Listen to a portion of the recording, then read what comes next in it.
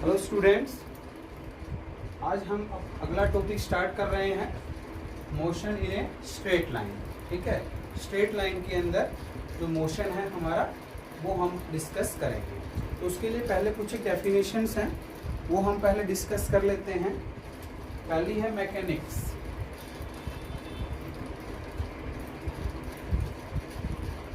Mechanics किसे कहते हैं? मैकेनिक्स फिजिक्स की वो ब्रांच है, मैकेनिक्स फिजिक्स की वो ब्रांच है जिसके अंदर हम ऑब्जेक्ट्स को रेस्ट में और मोशन के अंदर पढ़ते हैं। ठीक है, ऑब्जेक्ट रेस्ट में है या किस में है, मोशन में। तो फिजिक्स की वो ब्रांच हमें किसके बारे में बताएगी? मैकेनिक्स के बारे में बताएगी। क्योंकि यदि कोई वो बॉडी रेस्ट में है, ठीक है, तो हम ये भी कह सकते हैं कि वो मोशन में है, इक्विलिब्रियम में। नेट फोर्स क्या है? जीरो। इधर से भी फोर्स लगाओ, उधर से भी फोर्स लगाओ, मोशन में तो आना चाह रही है। जैसे ये ऑब्जेक्ट है, मोशन में तो आना चाह रहा है, बट यहाँ पे फोर्स लग रही है। ठीक है, तो ये किस में हो गया? इक्विलिब्रियम में हो गया, इसलिए ये किस में है? रेस्ट में है। यहाँ से ये हटा देंगे, ये किस में आ जाएगा? मोशन में आ जाएगा। इस तरह से है। तो the branch of physics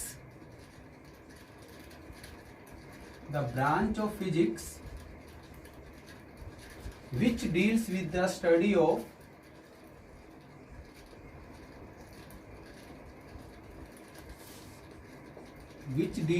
the study of objects in rest or motion is called, हम उसे मैकेनिक्स कहेंगे। क्या कहेंगे? मैकेनिक्स कहेंगे। फिजिक्स की वो ब्रांच जो हमें ऑब्जेक्ट को मोशन के बारे में स्टडी करवाए या रेस्ट के बारे में स्टडी करवाए, वो मैकेनिक्स है। मैकेनिक्स को 3 कैटेगरी के अंदर डिवाइड किया गया है। पहला है स्टैटिक्स, दूसरा है काइनेमैटिक्स और तीसरा है डायनामिक्स। ठीक है, पहला हुआ स्टैटिक्स, दूसरा काइनेमैटिक्स और तीसरा डायनामिक्स। तो स्टैटिक्स का मतलब क्या है? स्टैटिक्स का मतलब है रेस्ट। ठीक है, मैकेनिक्स की वो ब्रांच जो हमें किसके बारे में बताए? रेस्ट के बारे में बताए। ऑब्जेक्ट कहाँ है? रेस्ट में है, उसे हम स्टैटिक्स कहेंगे। तो पहला स्टैटिक्स, ये किसकी ब्रांच हो गई? मैकेनिक्स की। The branch of mechanics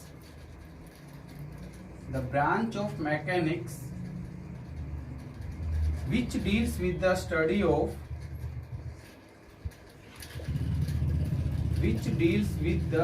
of objects at rest। ठीक है, हम उसे इज कॉल्ड स्टैटिक्स कहेंगे।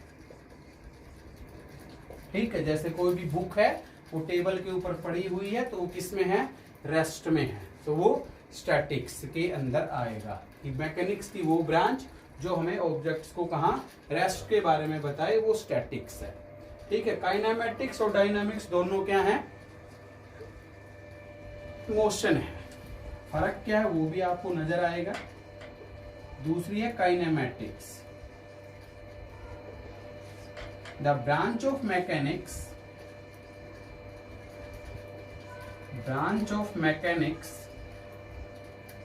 which deals with the study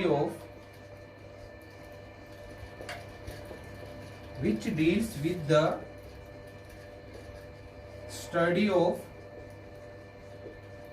objects in motion।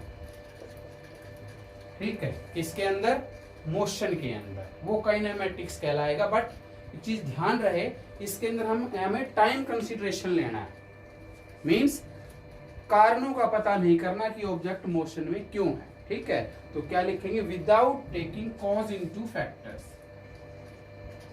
Without taking cause. ठीक है, तो इसके अंदर क्या है? टाइम कंसीडरिंग है, टाइम कंसीडरिंग है इसके अंदर में। ठीक है, टाइम को हमें लेके चलना है, टाइम के साथ। समझ रहे हैं? तो यदि कारणों का हमें पता नहीं करना है, जैसे कोई ऑब्जेक्ट, सपोज आपका कोई भी व्हीकल है, ठीक है, वो किस में है? मोशन में है। तो वो क्यों है नहीं पता करना, तो काइनेमैटिक्स है। पता कर लिया क्यों है तो वो क्या हो जाएगा, डायनामिक्स हो जाएगा। ठीक है, जैसे कौन सी फोर्स उसके ऊपर लग रही है, इंजन वहां पे घूम रहा है, ठीक है, फैन के अंदर क्या हो रहा है, फैन घूम रहा है, फैन घूम रहा है, क्यों घूम रहा है, ठीक है, तो पता कर लिया तो डायनामिक्स है, पता नहीं किया तो क्या है, काइनेमेटिक्स है, कि मीन्स इसके अंदर जो इलेक्ट्रिकल एनर्जी है वो मैकेनिकल एनर्जी के अंदर कन्वर्ट हो रही है, इसलिए वो मोशन में, तो उसके अंदर फोर्स लेनी है, क्या फोर्स इसके अंदर कंसीडरिंग करनी है, किसके अंदर, डायनामिक्स के अंदर। और काइनेमेटिक्स के अंदर क्या कंसीडर करना है, टाइम कंसीडर करना है, तो इस चीज का हम ध्यान रखेंगे। तीसरी चीज हुई क्या, तो ये आप लिख लेंगे यहाँ पे वीडियो को पॉज करके। तीसरा लिखेंगे हम क्या, डायनामिक्स। तो डायनामिक्स क्या है, ये मैकेनिक्स की ब्रांच है, थर्ड है dynamics.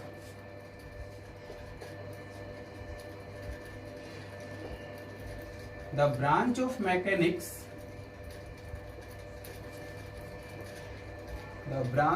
mechanics, which deals with the study of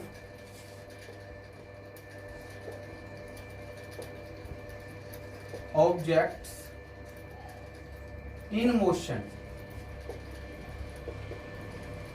with taking cause,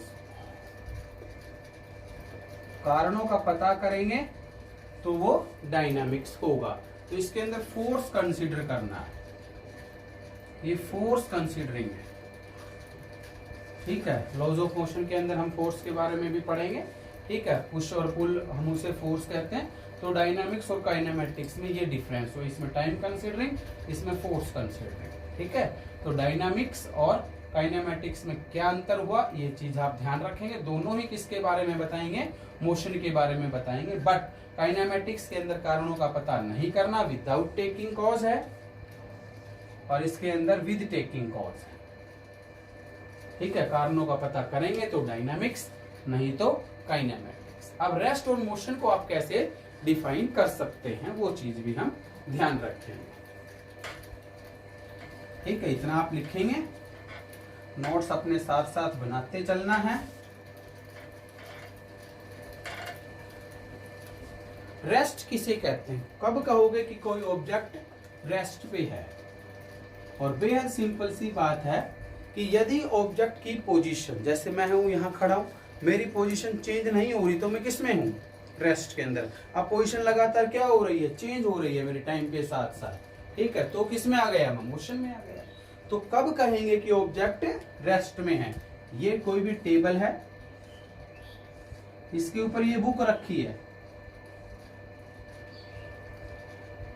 ठीक है, ये टेबल है, ग्राउंड सरफेस होगा, ठीक है। तो a book lying on A table is at rest. Table हटा दो, बुक किस में आ जाएगी, मोशन में आ जाएगी, क्योंकि ग्रेविटेशन के कारण बुक कहाँ जाएगी, नीचे जाएगी। तो जितनी फोर्स बुक लगा रही है टेबल पे, उतनी फोर्स टेबल लगा रही है बुक के ऊपर, कहाँ, ऊपर, ठीक है ना।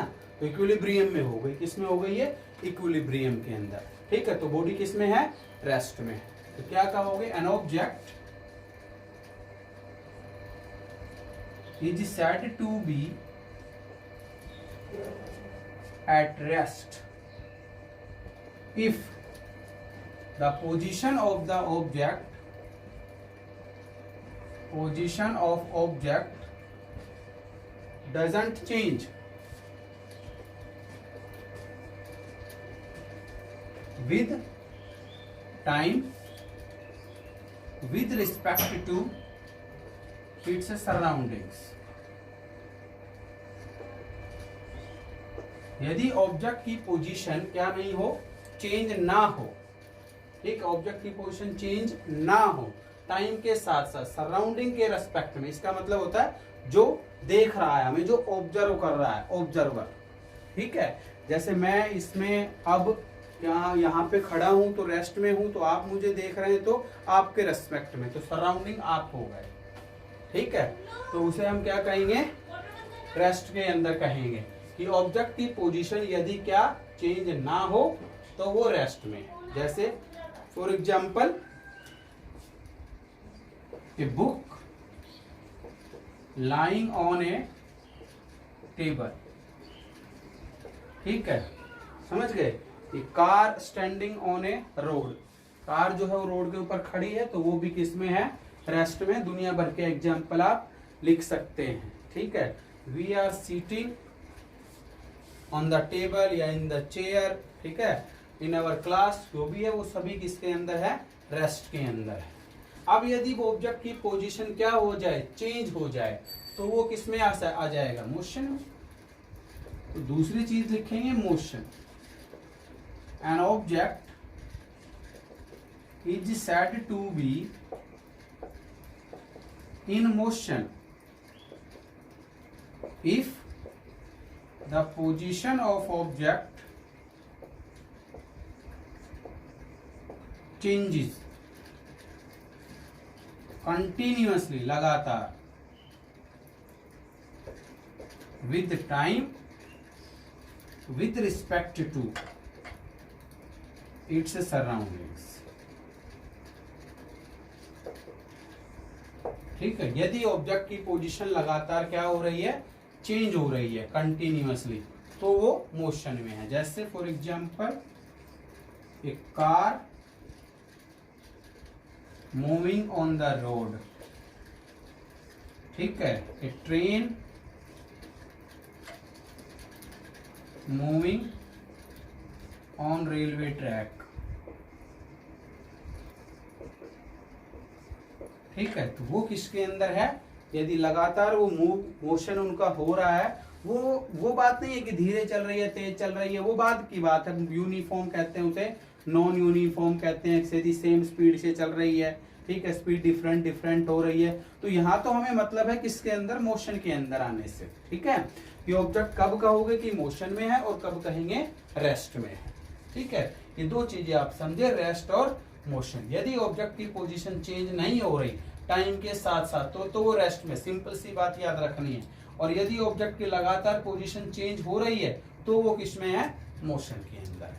अब एक बात और देखेंगे यहां से, ठीक है। अब सराउंडिंग की बात भी आप एक बात सोचो कि जैसे अर्थ लगातार क्या कर रही है, घूम रही है, ठीक है। अर्थ घूम रही है तो हमें आसपास की चीजें भी क्या घूमती हुई नजर आनी चाहिए, बट हमारे रेस्पेक्ट में वो नहीं है घूमती हुई, ठीक है। आप और आपके साथ कोई भी जैसे स्टूडेंट बैठा है, तो वो तो दोनों रेस्ट में नजर आ रहे हैं।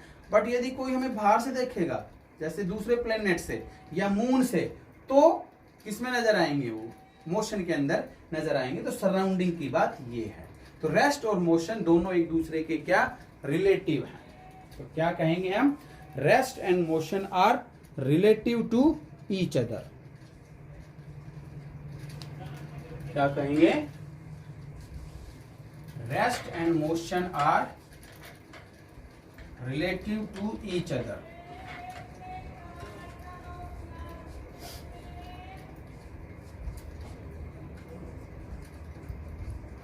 Rest and motion relative to each other. इसका मतलब क्या है, it means the same object, एक ही ऑब्जेक्ट है, इन वन सिचुएशन, एक सिचुएशन के अंदर वो रेस्ट में है, is at rest, and in another situation the same object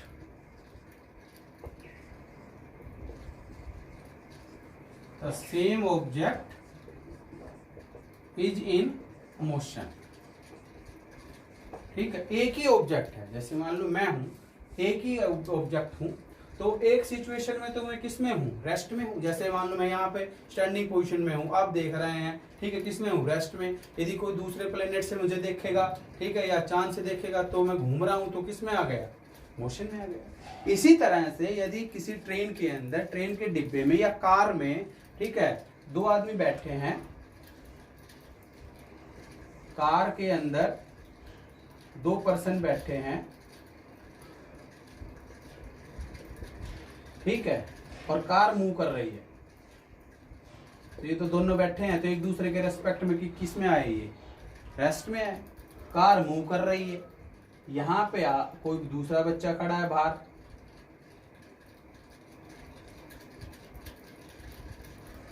ठीक है, तो इसके रेस्पेक्ट में ये किस में आ गए, दोनों मोशन में आ गए। तो सेम ऑब्जेक्ट ही तो हुआ, ये आदमी तो एक ही है, ठीक है। जैसे अनिल है, ये तो एक ही है, ये जब ये इसको देख रहा है तो ये तो रेस्ट में है, यहां से तो ये बैठा ही तो है, रेस्ट में नजर आ रहा है। और जब ये सुमित इसको देख रहा है, अनिल को, तो ये इसमें नजर आ रहा है, इसको मोशन में नजर आ रहा है। तो इसलिए कहते हैं rest and motion are relative to each. समझ गए? तो ये है, for example the passengers sitting in a moving car, sitting in a moving car लिख दो, बस लिख दो और ट्रेन लिख दो चाहे, are at rest with respect to each other, but they are in motion with respect to outsider। ठीक है, कार के बाहर जो आदमी खड़ा है, ठीक है, उसके आउटसाइडर के रेस्पेक्ट में वो किस में है, इसमें है, मोशन में। ठीक है, तो आप ये कह सकते हैं कि जो रेस्ट और मोशन है वो एक दूसरे के क्या कहेंगे, रिलेटिव है। ठीक है, तो रिलेटिव एक दूसरे के कैसे हुए वो आप यहां से समझे। इसको लिख लेंगे आप,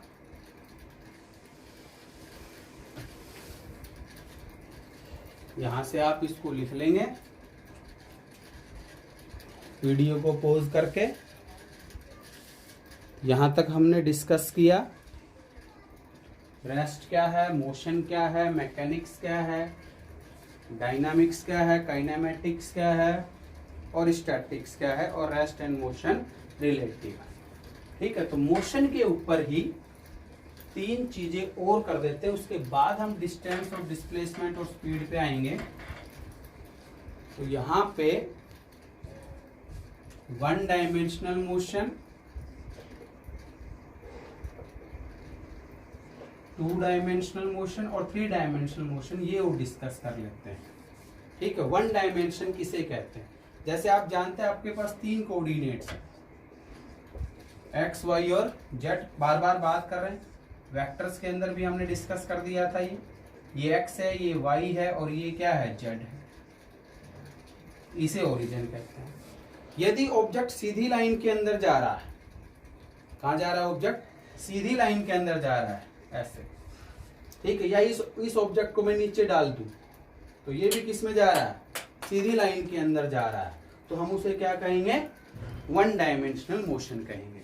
ठीक है, तो सीधी लाइन के अंदर जा रहा है तो इसके अंदर तो एक्स एक्सिस ही बता रहा है, जब ड्रॉप कर दिया तो इसके अंदर इसकी जो पोजीशन बता रहा है वो कौन बता रहा है, केवल वाई एक्सिस बता रहा है। तो 3 कोऑर्डिनेट्स में से यदि कोई एक कोऑर्डिनेट, ठीक है, ऑब्जेक्ट की पोजीशन के बारे में बताए जो कि क्या हो रही है, चेंज हो रही है, तो हम उसे क्या कहेंगे, 1 डायमेंशनल मोशन कहेंगे। ठीक है, तो क्या लिखेंगे, the motion of an object, the motion of an object is said to be 1 dimensional।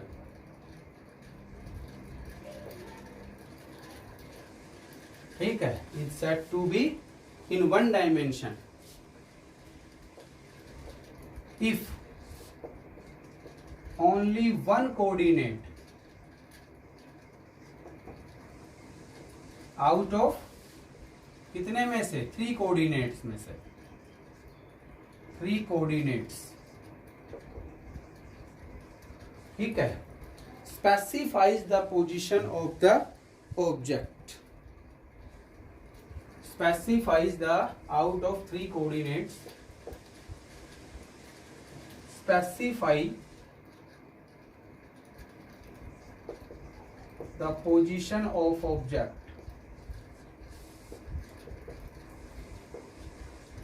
changes with time। ठीक है, तीन कोऑर्डिनेट्स में से कोई एक कोऑर्डिनेट, ठीक है, ऑब्जेक्ट की पोजीशन के चेंज के बारे में बताता है तो वो वन डायमेंशनल है। कहा ना मैंने, कार सीधी जा रही है, बिल्कुल मैं सीधा जा रहा हूँ, एक्स एक्सिस के अंदर जा रहा हूँ, वन डायमेंशनल मोशन हो गया मेरा। इस ऑब्जेक्ट को मैंने यहाँ से छोड़ा था तो वो कहाँ जा रहा है, इस बॉडी को मैंने यहाँ से ड्रॉप कर दिया तो कहाँ जा रहा है, सीधा जा रहा है, तो वन डायमेंशनल मोशन है। तो ये एक्स एक्सिस में हुआ, ये क्या वाई एक्सिस में हुआ, कोई भी एक कोऑर्डिनेट तीनों में से, तो वो वन डायमेंशनल होगा।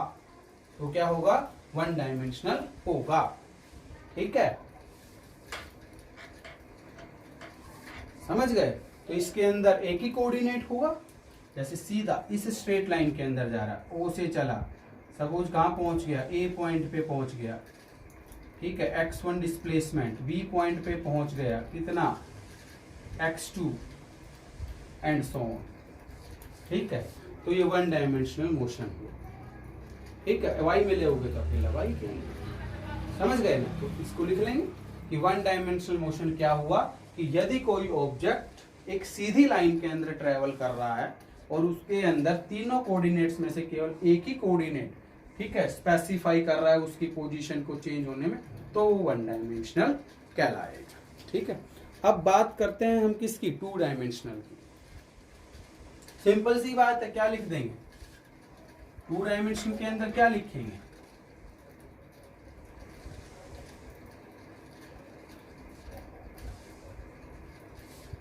दूसरा लिखोगे आप टू डायमेंशनल मोशन।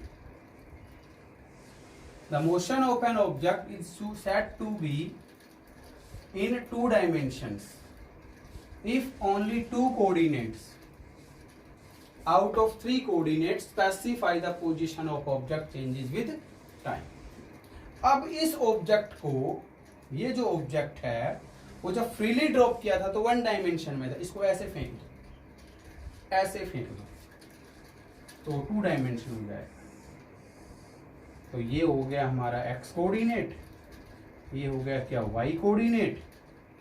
ठीक है, सपोज इस तरह से मैंने इसको फेंक दिया तो यहाँ पे P पॉइंट पे पहुंचा, तो ये कितना हुआ, x हुआ, ये कितना हुआ, y हुआ, तो इसके कोऑर्डिनेट्स क्या हो गए, x y, टू डायमेंशन हो गया। क्या हो गया, टू डायमेंशन। ऑब्जेक्ट को मैंने कहाँ से फेंका था, A पॉइंट से, कहाँ पे पहुंच गया, B पॉइंट।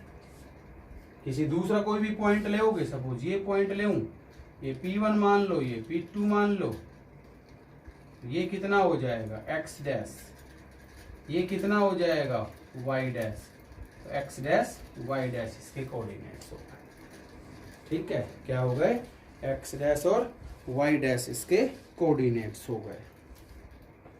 ठीक है,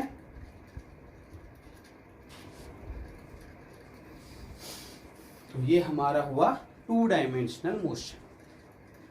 तो वन डायमेंशनल मोशन क्या है, टू डायमेंशनल मोशन क्या है, और इसके बाद है क्या, थ्री डायमेंशनल मोशन। तो थ्री डायमेंशनल स्पेस के अंदर, जैसे कोई भी कागज का टुकड़ा यहाँ से डाल दे तो इस तरह से यू आएगा, पतंग उड़ रही है, तो टू डायमेंशनल मोशन के अंदर क्या कहेंगे, एग्जाम्पल्स क्या लिखेंगे इसके, एग्जाम्पल्स क्या लिखोगे, क्या लिखेंगे, a object, an object thrown, ROWN, thrown horizontally from a certain height।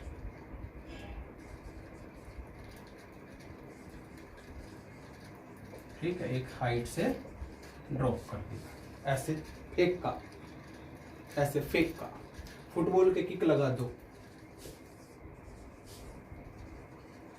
A football kicked by a player। ठीक है, the revolution of earth, the revolution of earth around the sun, ये सारे क्या हैं, 2 डायमेंशन मोशन है। हालांकि space में जा रही है बट उसका जो ऑर्बिट है वो फिक्स है, इसलिए क्या है वो 2 डायमेंशन मोशन है। समझ गए। और जो कार है मान लो इधर उधर मूव करे जिगजैग मोशन में, कभी इधर कभी उधर कभी इधर कभी उधर, वो भी क्या है 2 डायमेंशनल मोशन कहलाता है। सीधी लाइन के अंदर जाएगा तो 1 डायमेंशन हो जाएगा, और जिगजैग मोशन में जाएगा, रैंडम मोशन में जाएगा तो वो 2 डायमेंशन मोशन में हो जाएगा। ठीक है। अब आता है 3 dimensional motion.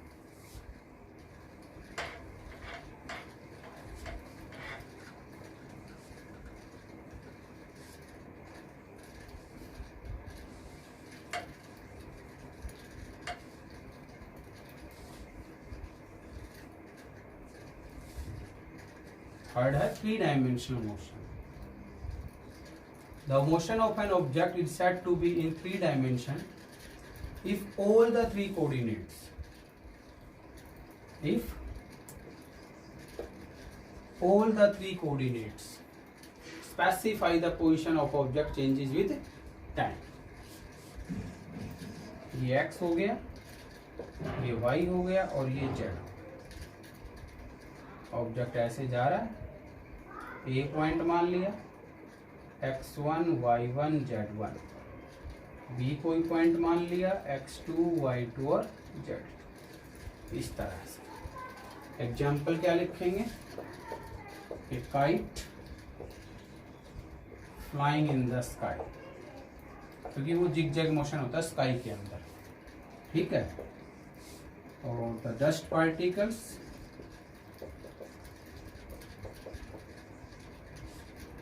Moving in space. ठीक है। तो जिगजैग जो मोशन है, इधर उधर का जो मोशन है, या एटमॉस्फेयर के अंदर जो मोशन है पार्टिकल्स का, डस्ट पार्टिकल्स का, वो क्या होगा 3 डायमेंशन मोशन होगा। तो इस वीडियो के अंदर हमने मैकेनिक्स के बारे में पढ़ लिया, स्टैटिक्स, काइनेमेटिक्स और डायनामिक्स, रेस्ट और मोशन के बारे में पढ़ लिया, और 1 डायमेंशन, 2 डायमेंशन और 3 डायमेंशन भी हमने यहाँ पे खत्म कर दिए।